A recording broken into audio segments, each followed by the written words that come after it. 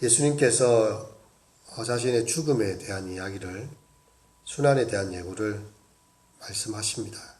이제 반복해서 말씀하십니다.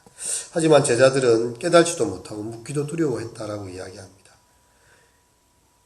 왜 제자들은 이것에 대해서 그렇게 묻기를 두려워했을까요?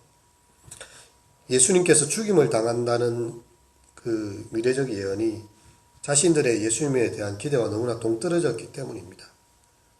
그 말씀을 듣기는 들었지만 자기들 마음으로 받아들일 수 없고 깨달지 못했다는 것이죠.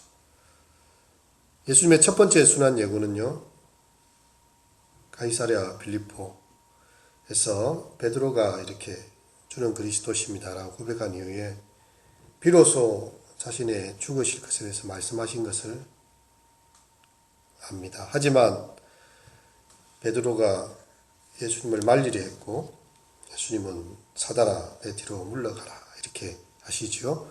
반복되는 예수님의 순환 예고에 대해서 이제는 제자들이 질문을 던지는 것조차도 두려워하고 있습니다. 사실 제자들은 예수님께 질문을 던지는 것을 그리 주저하지 않았어요. 언제나 궁금한 것이 있거나 예수님 이것이 어떤 것입니까? 라고 따로 있을 때나 집에 앉았을 때 자주 질문한 것을 보게 됩니다. 그렇다면 제자들이 예수님께 묻기조차 두려워한 것은 왜일까요? 아마 예수님의 입에서 자기들이 원하지 않는 대답이 나올 것을 예측하고 있었기 때문일 겁니다. 베드로가 처음 예수님 순환에 대해서 반대하는 그 말을 했을 때 그 예수님의 책망을 기억하고 있었을 것입니다. 이 동일한 주제에 대해서 그 어떤 제자 누구도 섣불리 질문을 던지기가 어렵습니다. 이제 갈릴리를 통과하는 중 가버나움에 도착하셔서 아마 베드로와 안드레 집안으로 들어가신 예수님은요, 묻기를 두려워하는 제자들에게 도리어 질문하세요. 가버나움에 이르러 집에 계실새 제자들에게 물으시되 너희가 길에서 서로 토론한 것이 무엇이냐 하시니, 제자들은 곧바로 대답하지 못합니다. 침묵합니다. 그들 자신의 논쟁이 답변하기에 부끄러운 것임을 스스로 느낀 것 같아요. 오늘 본문에 나오지만 그들이 잠잠하니 이는 길에서 서로 누가 크냐 하고 논쟁하였기 때문이다. 그렇게 이야기가 나오고 있습니다. 지금 예수님의 관심은 다가오는 죽음에도 수렴되고 있는데요. 제자들의 관심은 반대로 가고 있어요. 그들이 어떻게 높은 자리를 차지할 것인가. 지위에 대해 그들의 관심이 수렴되고 있습니다. 예수님께서 말씀하신 것을 얼마나 그들이 제대로 깨닫지 못했는지를 여실히 보여주는 본문입니다. 특히 고난과 죽음의 장소 예루살렘으로 가는 그 길에서 이 같은 논쟁을 했다라는 것은요, 제자들이 자기들이 무슨 길을 가고 있는지 잘 몰랐다는 것이죠. 예수님의 그 길은요, 십자가의 길입니다. 죽음의 길이고 희생의 길입니다. 하지만 제자들에게는 아직 그 길은 영광과 지위를 향한 길로밖에는 인식되지 않았던 것입니다. 이같이 안타까운 모습의 제자들에게 주님은 하나님 나라의 원리를 제시하시지요. 어린아이 하나를 데려다가 그들 가운데 세우시고 안으시고 제자들에게 이르십니다. 어린아이를 안으신 예수님께서 12제자를 불러서 말씀하십니다.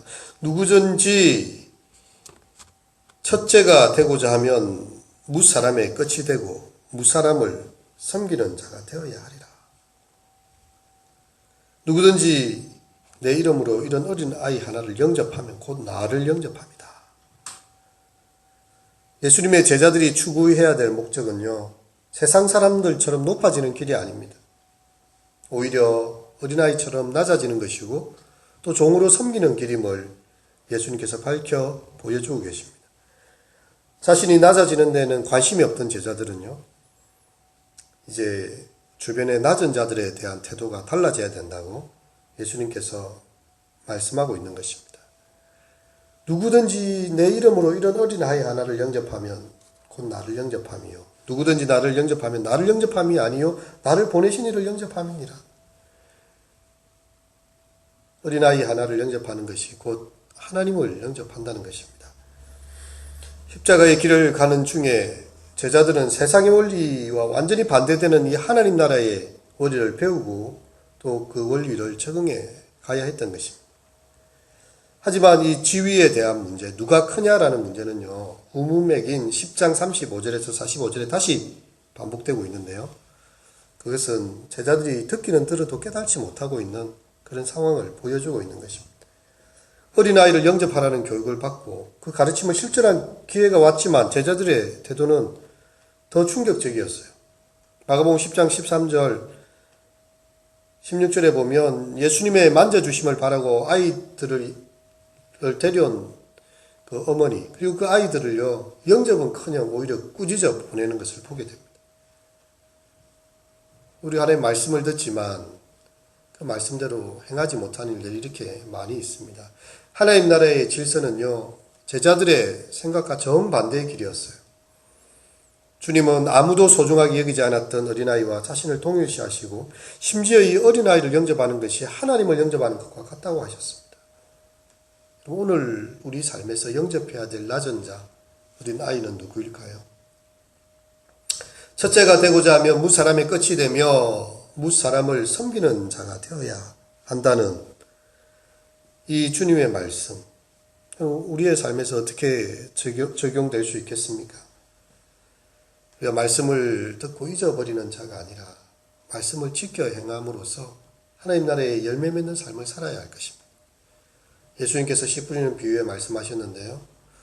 그 씨가 뿌려졌지만 당장의 기쁨으로 받으나 햇빛이 났을 때 타고 그 뿌리가 말라서 죽는 돌짝밭 위에 그 씨앗처럼 우리가 이 새벽에 하나님의 말씀을 듣지만 그 말씀이 우리의 삶에 뿌리 내리지 못하고 세상의 가치관, 우리의 욕심의 그런 빛에 다 타버릴 때에 너무나 안타까운 상황이 되는 것입니다. 우리의 마음밭을 일구고 옥토처럼 되어서 그 말씀이 뿌리를 내리고 아름다운 열매를 맺어 30배, 60배, 100배를 결실하는 우리 모든 성도들의 삶, 또 저의 삶이 다 될 수 있기를 이 새벽에 축원합니다.